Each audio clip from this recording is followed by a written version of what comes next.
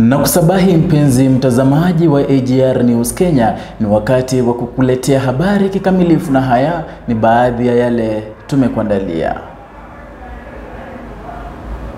Wenyeji wa kijiji cha Nyambiti, kaunti ya Nyamira, waomba serikali kutoa maiti ya mwanaume mmoja aliyefia ndani ya nyumba.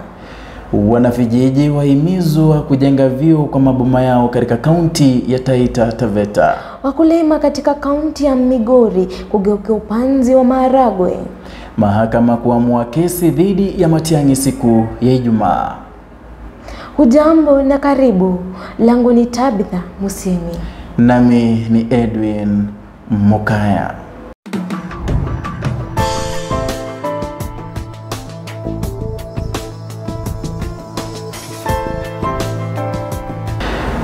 Simanzi na hofu imetanda katika kijiji cha Nyabite, Mgrango Magharibi katika kaunti ya Nyamira baada ya mwanamume mmoja kufia ndani ya chumba cha kupangisha na mwili wa marehemu kusalia katika chumba hicho kwa muda sasa. Kwa mujibu wa wanakijiji hao, juhudi za kuhimiza wanapolisi kupeleka mwili huo katika hifadhi ya maiti hazikufua dafu kwa hofu ya ugonjwa wa Korona.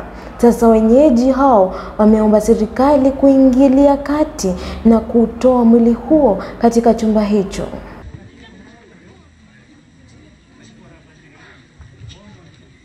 Osiezi alinielezea kwa kilevu, akaniambia ya kwamba siku hizi Korona sisi hatuwezi kuja na nyinyi msifike karibu, lakini kama kuna jamii yao iko hapo, hebu jaribu kutafuta ili mkijua jamii yao muwaambie ili watoe mwili wachukue. Sisi kama askari huwa tunakuja tunatoa mwili ambao uko na majeraha ama mtu ambaye ameuawa.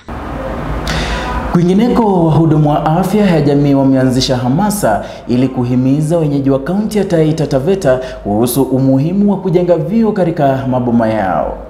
Kulingana na utafiti, imebainika katika maboma 145, maboma 72 tu yana vyoo. Wengi huenda haja vichakani, jambo ambalo linadaiwa kuchafua maji wanaoyatumia. Tukiangalia picha nzima ya Taita Taveta, kwa sasa tuko na vijiji 72 kati ya vijiji 745 ambazo tuko nazo kwa hii kaunti yetu. Kwa hivyo ni vijiji 72 pekee yake ambavyo tumeweza kudeclare open defecation free, kumaanisha hivyo vijiji wameweza kusema kuwa wao wameachana kabisa na hiyo tabia ya kunya peupe.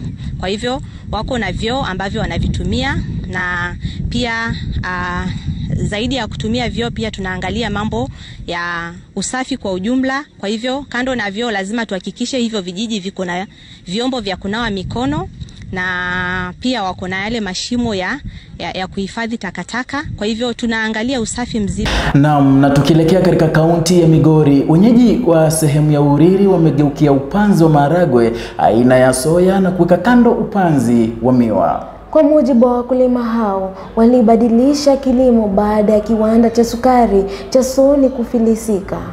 Tazama. This is because if you look at the landscape of Migori in terms of agricultural value chains, there's been a lot of dip in terms of the fall of a lot of sugar companies, but then also there has been a lot of dip in terms of other cash crops in this area. So we are introducing soybean, which has been done before but not in a sustainable way, to be able to address some of these challenges that farmers have been facing for the longest time. I've seen that the tobacco that was initially planted in this area has had a lot of effect on the soils. So soya has come in as a crop that is both a cash crop and one that we are looking at being able to provide food at the household level, as well as heal the soils through the BNF technology. In terms of employment, I think we stand the best chance of now availing employment to most of the youth, because you can see that even the effects of COVID have really slowed down employment. Most people have been unemployed, and we've seen an influx of youths coming back home. So we are taking this opportunity to bring them on board, because we have lots of farms around.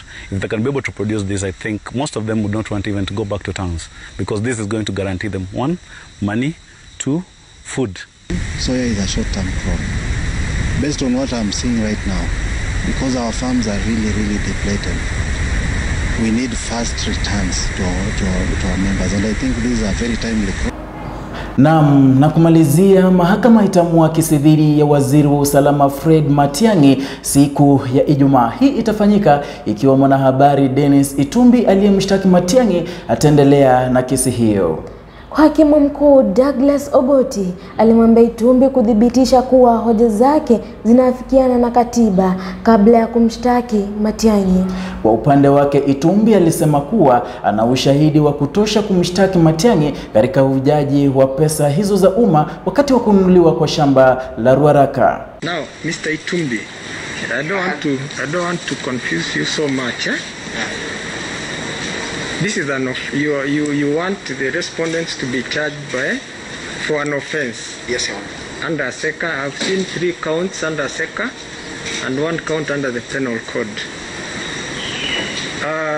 Just to assist you again, because in case it reaches the place of serving summons, you've got to demonstrate to this court that you have sufficient evidence. And in proving offenses, you need witness statements. Yes, Your Honor. Right to see, Your Honor, I obtained the documents from public offices, subjects. Obtained the documents? From public offices.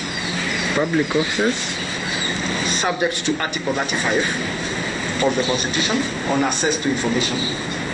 Article? 35 on access to information. On? Access to information. To information. Just make things easy. Where is that request? For information, Article 35. Where is the request? Your Honor, as I said, I assessed that. Where is the request? You know, we are dealing with the legal issues. Hakuna mambo ya facts hapa. Legal threshold. Na kwa kawaida tunajua kuna yale majina ambayo kidogo si kama wa Kenya tukiwa pale mtaani tunatumia vibaya. Sijui pengine umeipita katika zile pita zako ukakutana na mtu anakuambia ikiwa gari lako mguu umepasuka waweza kuniletea nirekebishe. Naam, watu hutumia miguu ya gari, lakini hilo ni kosa kubwa hasa kwa Kiswahili. Maanake gari lina magurudumu, halina miguu. Miguu ni kwa binadamu. Kwa umoja gurudumu, kwa wingi magurudumu. Kwa hivyo pale mtaani tuhakikishe Kiswahili kimedumu. Naam. Shukrani sana. Na kufikia hapo, mpenzi mtazamaji, hatuna budi ila kutia kikomo katika habari zetu za leo. Hadi hapo kesho, inshallah. Langu ni Tabitha Musiemi. Nami ni Edwin Mukaya. Hadi hapo kesho, inshallah.